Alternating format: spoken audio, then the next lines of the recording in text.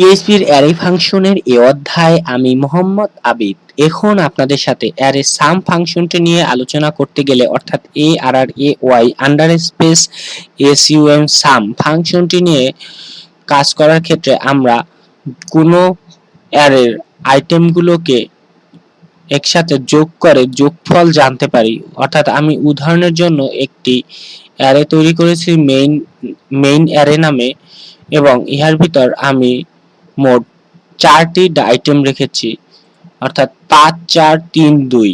আমরা যদি 5 4 3 2 এই সংখ্যাগুলোকে একই সাথে যোগ করি তাহলে ইহাদের যোগফল আমরা পাবো 14 অর্থাৎ 14।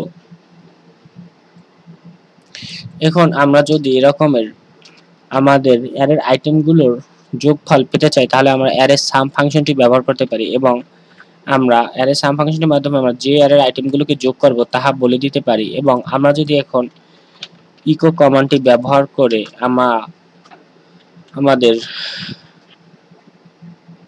এই মেইন অ্যারের আইটেমগুলোর যোগফল দেখিতে চাই তাহলে আমরা কি দেখিতে পারিব, তাহলে আমরা 14 লেখাটির প্রিভিউ ব্রাউজারে পেলাম।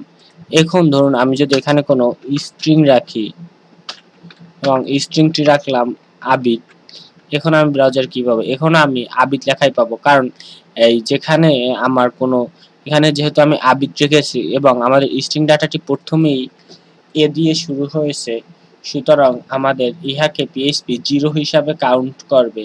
অর্থাৎ এখানে 0 থাকলে আমরা ইহাদের যোগফল 14 পেতাম, আর এখানে আবিদ থাকলে ইহাদের যোগফল আমরা 14ই পাবো। অর্থাৎ আবিদকে এখানে 0 হিসাবেই কাউন্ট করা হবে। এখন আমার যদি এখানে আবিদের পূর্বে 2 থাকতো অর্থাৎ 2 আবিদ একটি স্ট্রিং ডাটার ভিতর, এটি একটি স্ট্রিং ডাটা যাহার মান হলো 2 আবিদ, তাহলে আমরা এখন ব্রাউজারে পেতাম, তাহলে আমরা এখন ব্রাউজারে 16 পেতাম। অর্থাৎ যেহেতু এখানে প্রথমেই 2 রয়েছে সেহেতু আমরা এখানে 2ও আমরা ইহার সাথে যোগ করিব।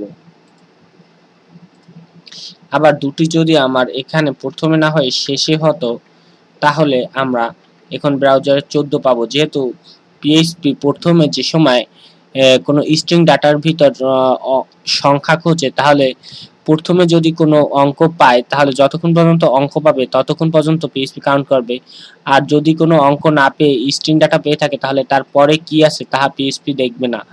অর্থাৎ এখন ইহার মান হলো 0। অর্থাৎ আমাদের আমাদের এই 2 যদি সবার প্রথমে থাকতো তাহলে 2টি কাউন্ট করা হতো। যেহেতু এখন এই 2 সংখ্যাটি আমাদের স্ট্রিং ডাটার পরে সেহেতু আমরা এখানে 14 লেখাটির প্রিভিউ পাবো। আশা করি আপনারা আমার অ্যারে সাম ফাংশনটি বুঝতে পেরেছেন।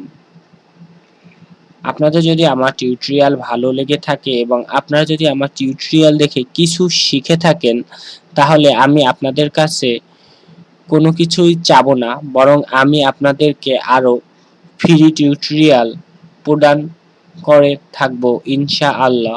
শুধু আমি আপনাদের কাছে এতটুকুই চাবো আমার এই ফ্রি টিউটোরিয়ালের বিনিময়ে, তা হলো আমার চ্যানেলটিকে সাবস্ক্রাইব করুন। আর আপনাদের যদি আমার ভিডিও ভালো লেগে থাকে তাহলে আমার ভিডিওতে লাইক করুন এবং যদি কোনো প্রশ্ন কিংবা সাজেশন থাকে তাহলে তা কমেন্টের মাধ্যমে জানান।